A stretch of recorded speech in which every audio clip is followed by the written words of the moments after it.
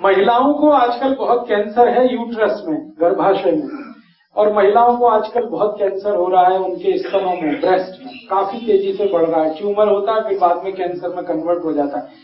तो माताओं को, बहनों को क्या करना चाहिए जो जिंदगी में कभी ना आए? आपके लिए सबसे अच्छा प्रिवेंशन है कि जैसे ही आपको आपके शरीर के किसी हिस्से में अनवांटेड ग्रोथ का पता चले, अनवांटेड ग्रोथ माने जो आप नहीं चाहते और वो हो गई, रसौली हो गई, गांठ हो गई, तो इमीडिएट आप कॉशियस हो जाएंगे। हालांकि दूसरी बात ये भी कहना चाहता हूं कि सभी गांठ और सभी रसौली कैंसर नहीं होती है, 2 या 3% ही गांठ ऐसी है जो कैंसर में कन्वर्ट होती है, लेकिन आपको चिंता तो माने कॉशियस होना तो पड़ेगा। अब उसके लिए क्या करें? माताओं को सबसे अच्छा तरीका है, कहीं भी रसौली हो गई, गांठ हो गई, इसको जल्दी से जल्दी गलाना, इसको जल्दी से जल्दी घोल देना। तो इसकी दुनिया में सबसे अच्छी दवा है चूना। शरीर के किसी भी अंग में गांठ हो जाए, रसौली हो जाए, ट्यूमर हो जाए जो नॉन कैंसरस है, बाद में वो कैंसर में कन्वर्ट हो सकता है, इसकी सबसे अच्छी दवा है चूना। चूना वही जो पान में खाया जाता है, चूना वही जो पुताई में इस्तेमाल किया जाता है। पान वाले की दुकान से चूना ले आइए, अभी तो पैकेट में मिलना शुरू हो गया है। उस चूने को कनक के दाने के बराबर रोज खाइए। अब खाएंगे कैसे? सीधे जीभ पे लगाएंगे तो जीभ फट जाएगी। तो उसको खाने का तरीका पानी में घोल के पानी पी लीजिए, दही में घोल के दही पी लीजिए, लस्सी में घोल के लस्सी पी लीजिए, दाल में डाल के दाल खा लीजिए, सब्जी में डाल के सब्जी खा लीजिए। कहीं भी शरीर में गांठ है तो देखिए, पेट के बीच में रसौली है तो वो भी गांठ ही की तरह, और वो भी गलेगी, चूने से ही गलेगी। पता कैसे चले? पता कैसे चले? पता करने का बहुत सिंपल तरीका है। जो भी माताओं को पेट में रसौली हो जाएगी, उनकी मेंसेस साइकिल पूरी तरह से बिगड़ जाएगी, उससे पता चलेगा। खून बहुत ज्यादा आएगा, और 28-30 दिन में मेंसेस आना चाहिए, वो 15 दिन में ही आ जाएगा, 10 दिन में आ जाएगा, 12 दिन में आ जाएगा, 14 दिन में आ जाएगा। और हो सकता है कि वो 1 हफ्ते चले, 10 दिन चले, 15 दिन चले। ब्लीडिंग बहुत होगा, थकान बहुत आएगी, शरीर में कमजोरी बहुत हो जाएगी। तो उससे तुरंत भाप लीजिए कि रसौली हो रही है या हो चुकी है। बाद में कंफर्म करना है तो सोनोग्राफी करा लीजिए। चूना लगातार कितना चल रहा है? चूना वही 3 महीने खा के 15 दिन ब्रेक करके फिर 3 महीने है जी। 3 महीने खा के थोड़े दिन छोड़ना ही है, नहीं छोड़ेंगे तो क्या होगा वो भी जान लीजिए। नहीं, अगर गांठ ना हो तो भी खा ले। हाँ, बहुत अच्छा। अगर गांठ नहीं है तो भी खा लीजिए, कोई दिक्कत नहीं है। मैं अभी खुद ही बताने जा रहा हूँ कि वो क्या क्या करेगा। लेकिन अभी बात चल रही है माताओं को, बहनों को कहीं भी गांठ हो जाए, वो गर्भाशय में हो सकती है, शरीर के बाहर कहीं भी। बाहर की गांठ तुरंत पता चल जाएगी, आप शुरू कर सकते हैं। अंदर की गांठ पता करने का एक ही सरल उपाय है कि उनके मासिक की जो गड़बड़ी है वो नोट करिए। या तो बहुत खून जा रहा है, या तो उनको हर 10-15 दिन पे मेंसेस शुरू हो रहा है, और या कभी कभी ऐसा भी हो जाता है इसका उल्टा, 2-3 महीने लगातार मासिक ही नहीं आएगा, बिल्कुल बंद हो जाएगा। तो वो भी एक संभावना हो जाती है रसौली होने की, गांठ होने की। और एक आखिरी है कि अगर माँ शादीशुदा है, उसके पति के साथ उसका संपर्क है, तो संपर्क के समय बहुत ब्लीडिंग हो रहा है, तो मान लीजिए कंफर्म है कि वो गांठ हो गई। तो इन 4 कंडीशंस को पता करके आप बिल्कुल कंफर्म कर सकते हैं कि आपको चूना की जरूरत आ गई है। ये चूना सबसे अच्छी दवा है, सबसे सस्ती दवा है, साइड इफेक्ट इसके बहुत कम है, बिल्कुल मिनिमम है, और दुनिया की सब दवाएं इसी चूने से बनती है जो रसौली को गलाती है। होम्योपैथी में रसौली को गलाने की कई दवाएं हैं, उनके नाम है कैलकेरिया फॉस है, कैलकेरिया कार्ब है, कैलकेरिया फ्लोर है, कैलकेरिया आयोड है, कैलकेरिया आर्स है, ये सब चूने से बने। तो वो सब बताऊं उससे अच्छा मैंने आपको माँ बता दी जिससे ये सब दवाएं बनती है, चूना ही है वो। तो चूना आपको खाना है, खिलाना है। कितना खाना है? एक बार में 1 डोज कनक के दाने के बराबर, दही में घोल के, पानी में घोल के, लस्सी में घोल के, दाल में घोल के, सब्जी में घोल के, चावल में डाल के, खिचड़ी में डाल के। एक चीज छोड़कर किसी में भी घोलिए, दूध छोड़कर किसी में भी मिला के चूना खा लीजिए। अब ये तो हुआ रसौली। अब जिनको रसौली नहीं है, आपने कहा वो भी खा लें, तो क्या क्या करता है ये चूना, ध्यान दे दीजिए। इससे बढ़िया दवा शायद भगवान ने नहीं बनाई कोई। मैंने इसका 12 साल बहुत अनुभव किया है। इस चूने से ऐसे ऐसे बीमारी ठीक होते हैं कि आप हैरान हो जाए। ये चूना बहुत अच्छे तरीके से ठीक करता है जॉन्डिस को, पीलिया जिसको आप कहते हैं, हेपेटाइटिस। और हेपेटाइटिस आपको मालूम है 5 तरह का है। Hepatitis A, hepatitis B, hepatitis C, D और ई। 5 तरह के हेपेटाइटिस को बेस्ट मेडिसिन है ये चूना। कैसे खाना है? हेपेटाइटिस के पेशेंट को ये चूना खिलाया जाता है ईख के रस में, गन्ने के रस में। गन्ने का रस नहीं मिले तो मौसम्मी के रस में, मौसम्मी का नहीं मिले तो संतरे के रस में, संतरे का नहीं मिले तो अंगूर के रस में। ऐसे रस में मिलाकर जॉन्डिस के पेशेंट को आप दे सकते हैं। लगातार 15-20 दिन, अधिक से अधिक 3 महीने, बिल्कुल जड़ से ठीक कर देता है।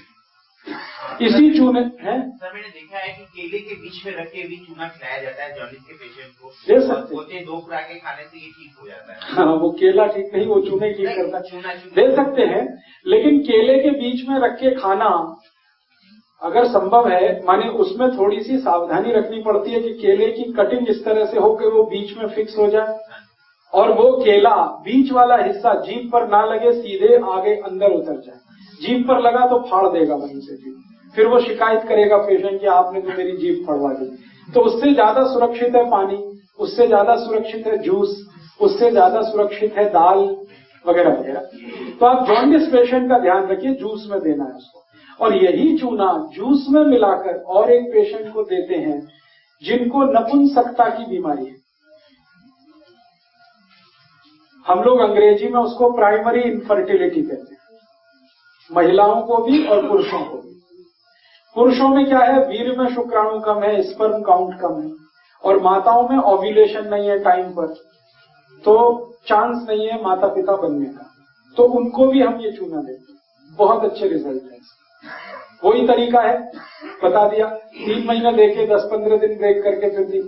और इस चूने को हम इस्तेमाल करते हैं बच्चों के लिए जिनकी हाइट नहीं बढ़ती, जिनको हमेशा आप महसूस करते हैं कि ये बोने हैं, नाटे हैं, इनकी हाइट नहीं बढ़ रही है, उनको भी यही चूना दिया जाता है। कितने भी साल का, 1 साल, 2 साल, 3 साल, आपको लग रहा है कि हाइट नहीं बढ़ रही, ग्रोथ नहीं हो रही, आप देना शुरू कर दें जी। एक ही बार ये चूना 21 साल की उम्र के नीचे के बच्चों को जब दिया जाता है तो भरपूर हाइट बढ़ा देता है, लड़कियों की भी लड़कों की। इसी चूना को हम इस्तेमाल करते हैं उन सब बहनों और बेटियों के लिए। ऐसे मेरे पास बहुत पेशेंट हैं, ऐसी बहुत सारी बेटियां हैं, बहनें हैं जिनका ब्रेस्ट का डेवलपमेंट नहीं हुआ और हार्मोनल साइकिल उनका व्यवस्थित नहीं हुआ, उनको भी हम ये चूना देते हैं, उसमें भी ये बहुत अच्छे रिजल्ट लाता है। इसी चूने को और हम इस्तेमाल करते हैं उन सब के लिए जिनको जॉइंट्स पेन है, घुटने का दर्द है, कमर का दर्द है, कंधे का दर्द है, फिंगर जॉइंट्स का पेन है, कहीं भी जॉइंट्स पेन में इस्तेमाल करते हैं, जिसको बात का दर्द आप कहते हैं। इसी चूने को और हम इस्तेमाल करते हैं उन सब लोगों के लिए जिनकी आंखों की रोशनी कम है। ज्वाइंट पेन जैसे गठिया, अरे बता दिया, पानी में ले लो, दही में ले लो, लस्सी में ले लो, दाल में ले लो, दूध छोड़कर किसी में। हाँ, कमर दर्द, घुटने का दर्द, और कमर दर्द घुटने के दर्द के साथ साथ स्पाइनल कॉर्ड के जितने भी कॉम्प्लिकेशन है, हाँ, बेस्ट मेडिसिन है ऑस्टियोपोरोसिस का। हड्डियां कमजोर हो गई, ऑस्टियोपोरोसिस उसी को कहते हैं, चूना उसका बेस्ट मेडिसिन। ये तो जो गठिए वाले बैक पेन में बेस्ट मेडिसिन चूना एंटीबायोटिक है, एंटीपायरेटिक है, एंटी इंफ्लेमेटरी है, एंटी फंगल है, एक साथ 5।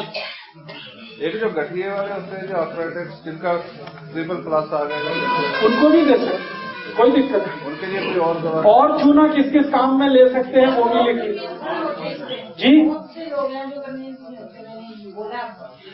छोड़ दीजिए ना, जो कन्विंस नहीं होते उनको कहिए कि जाइए एम्स में, जाइए बम्बई, जाइए दिल्ली, कनाडा, अमेरिका, दुनिया कर पड़ी है उनके। ये तो मैं बता रहा हूं उन गरीबों के लिए जो किसी के पास नहीं जा सकते।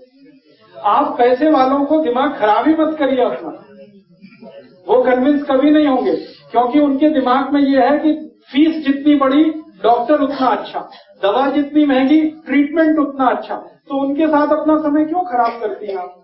करिए ही मत उनके साथ बात। आपको तो मैं बता रहा हूं कि गरीब गरीब लोग, जो साधारण लोग, पैसे ही नहीं है, कुछ खा नहीं सकते, दवा, उनके लिए ये सब। और इस चूने से क्या क्या कर सकते हैं आप? वो सब माताएं, वो सब बहनें, वो सब बेटियां जिनके बाल बहुत झड़ते,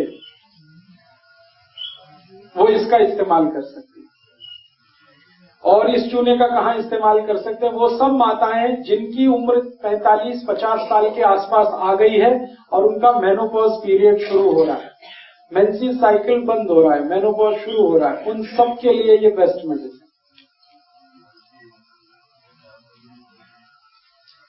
और इस चूने को कहाँ इस्तेमाल करते हैं?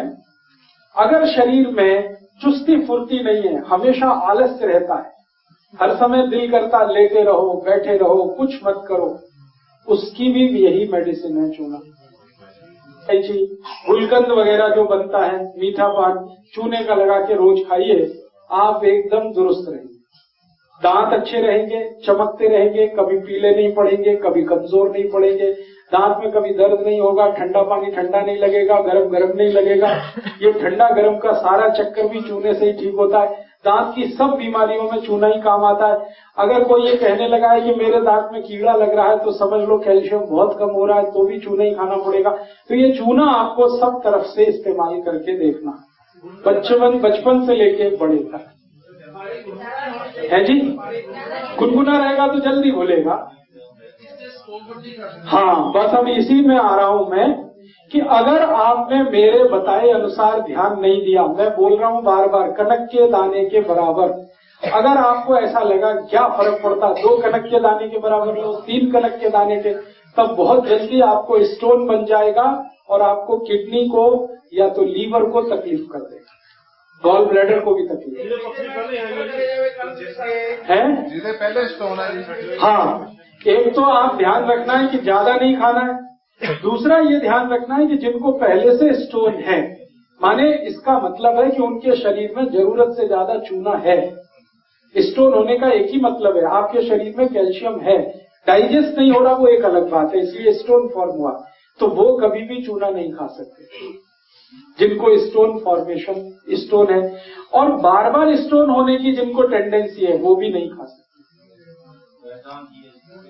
पहचान की है स्टोन बनने की पहचान क्या है? आपके पेट में दर्द होगा, जहां किडनी होती है ना, वहां बहुत तेज दर्द होगा, और दर्द के बाद अगर आप सोनोग्राफी कराएंगे, अल्ट्रासाउंड कराएंगे, उसमें तुरंत डिटेक्ट हो जाएगा।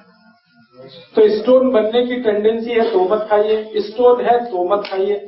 और एक कंडीशन है, बॉडी में कैल्सिफिकेशन हो जाता है, जो थोड़ी देर पहले आपने पीछे से कहा कि हड्डियों के आसपास बहुत कैल्शियम डिपॉजिट हो जाता है और एकदम सूज जाता है, हाथ को हिला भी नहीं सकते, वो कंडीशन, तब भी नहीं खा सकते। तो ये 3 कंडीशंस को ध्यान में रखना। कैल्सिफिकेशन हो गया तो नहीं खा सकते, स्टोन फॉर्मेशन है और टेंडेंसी है तो भी नहीं खा सकते, और ज्यादा तो नहीं ही खा सकते। कनक के दाने से कम ही खाएं तो अच्छा है, ज्यादा खाने की कोशिश कभी ना करें, क्योंकि ये उतना ही पर्याप्त है एक दिन के लिए।